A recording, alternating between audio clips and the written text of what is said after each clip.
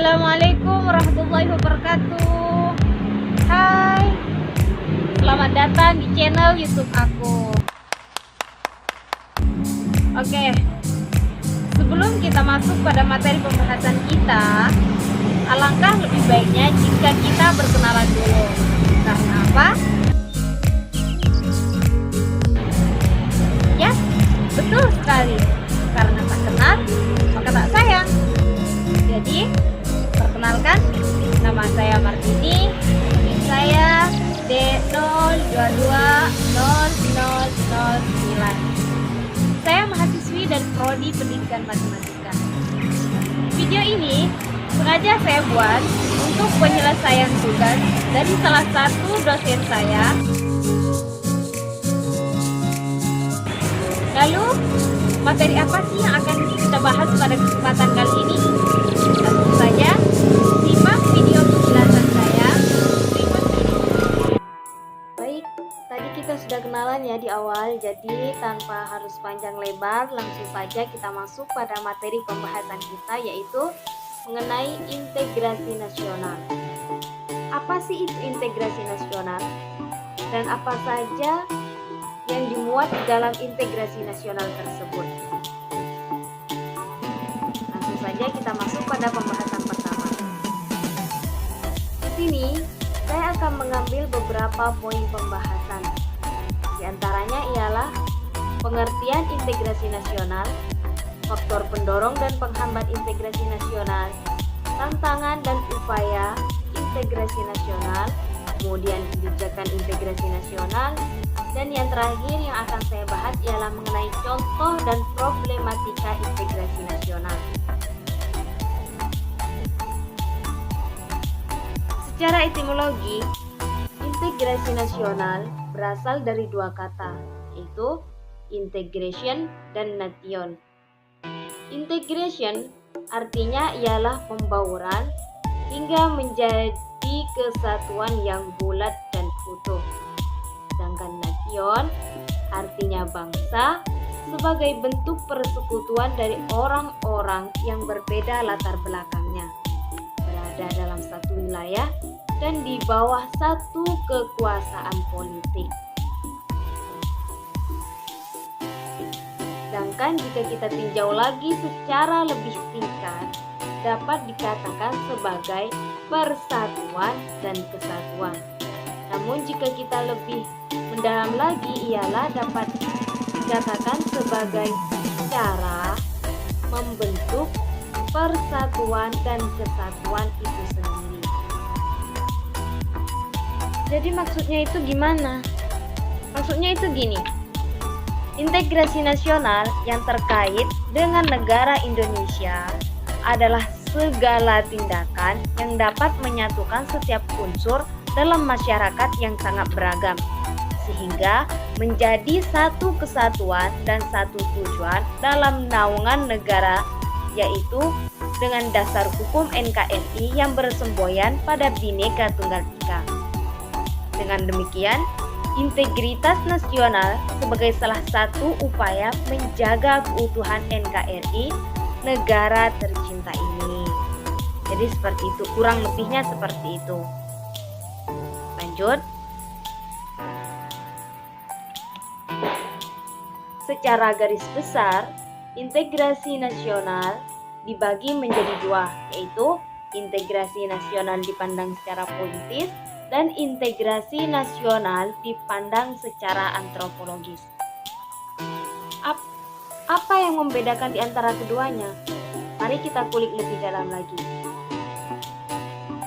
Integrasi nasional dipandang secara politis adalah segala tindakan yang dilakukan oleh masyarakat Indonesia dalam upaya menjaga persatuan dan kesatuan sehingga membentuk identitas nasional. Sedangkan integrasi nasional yang dipandang secara antropologis ialah sebuah integritas nasional yang dilaksanakan secara terus-menerus. Dilihat secara antropologis ialah merupakan proses yang membentuk penyesuaian diri satu kesatuan dengan masyarakat lain yang berbeda.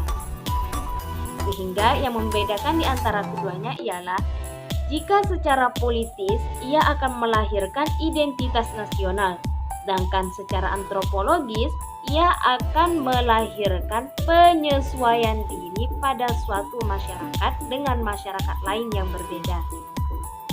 Saya rasa sudah bisa dipahami ya. Jadi kita lanjut ke pembahasan selanjutnya. Pada integritas nasional ini pasti akan ada beberapa faktor yang mempengaruhi daripada integritas nasional di sini. Salah satunya ialah faktor pendorong dan faktor penghambat. Di sini saya akan mengambil beberapa contoh dari keduanya. Yang pertama yaitu faktor pendorong. Dari faktor pendorong di sini saya mengambil 4 contoh, yaitu yang pertama adanya faktor sejarah, kemudian rela berkorban untuk kepentingan bangsa dan negara, dan adanya kesepakatan atau konsensus nasional, dan yang terakhir yaitu pengembangan budaya gotong royong. Sedangkan pada faktor penghambat, di sini saya mengambil 2 contoh saja. Yang pertama yaitu adanya paham etnosentrisme, kemudian besarnya kemungkinan ancaman yang berasal dari dalam maupun luar negeri. Selain dari faktor-faktor tersebut yang mempengaruhi, ada juga yang namanya tantangan dan upaya. Tantangan di sini saya hanya mengambil beberapa contoh juga, yaitu yang pertama adanya percobaan invasi asing, kemudian adanya KKN, dan adanya kriminalitas. Lalu upaya apa yang bisa kita lakukan dalam menangani tantangan-tantangan tersebut? Yang pertama yang dapat kita lakukan ialah dengan cara menerapkan rezim terbaik bagi Indonesia. Kemudian merumuskan kebijakan yang konkret, kemudian melakukan pembinaan yang arif dan efektif, dan yang terakhir yaitu membangun dan menghidupkan terus komitmen masyarakat Indonesia. Selanjutnya, selain tantangan dan upaya tersebut, dalam integrasi nasional ada juga yang namanya ancaman integrasi nasional. Ancaman integrasi nasional di sini ada 2, yaitu ancaman militer dan ancaman non-militer. Di sini saya hanya akan membahas ancaman non-militer, yang mana di sini terdapat 6 poin penting di dalamnya, yaitu yang pertama ancaman berdimensi ideologi, kemudian ancaman berdimensi politik, ancaman berdimensi ekonomi, ancaman berdimensi sosial budaya, kemudian ancaman berdimensi teknologi informasi, dan yang terakhir yaitu ancaman berdimensi keselamatan umum. Baik, kita lanjut. Kemudian pembahasan kita selanjutnya ialah kebijakan integrasi nasional.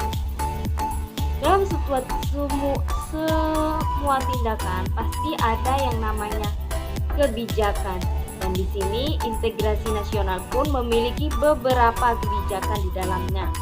Di antaranya ialah yang pertama menanamkan nilai-nilai Pancasila, kemudian menghilangkan kesempatan untuk KKN, dan menumpas setiap gerakan separatis secara tegas, tidak kenal kompromi. Kemudian membentuk satuan sukarela yang terdiri dari unsur masyarakat.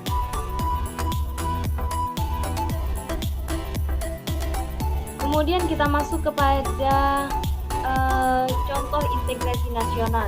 Di sini saya mengambil beberapa contoh saja, yaitu ada 4 contoh. Yang pertama yaitu adanya toleransi antar umat beragama. Ini sangat penting ya, karena seperti yang kita ketahui, kita hidup di Indonesia ini berdampingan dengan beberapa agama yang berbeda. Kemudian yang kedua yaitu gotong royong. Kemudian yang ketiga yaitu saling berbagi, dan yang terakhir yaitu yang sangat penting, tidak jauh penting dari yang pertama, ialah tidak sombong. Selanjutnya pembahasan yang terakhir yaitu problematika integrasi nasional. Di sini di dalam problematika integrasi nasional ini kita dapat meninjau dari beberapa aspek di dalamnya, yaitu yang pertama melalui aspek ideologi atau pandangan hidup, kemudian aspek politik, aspek ekonomi, aspek sosial budaya, dan yang terakhir yaitu aspek keamanan dan pertahanan. Baiklah, hanya itu materi yang dapat saya sampaikan. Kurang dan lebihnya saya mohon maaf. Semoga bermanfaat. Wassalamualaikum warahmatullahi wabarakatuh.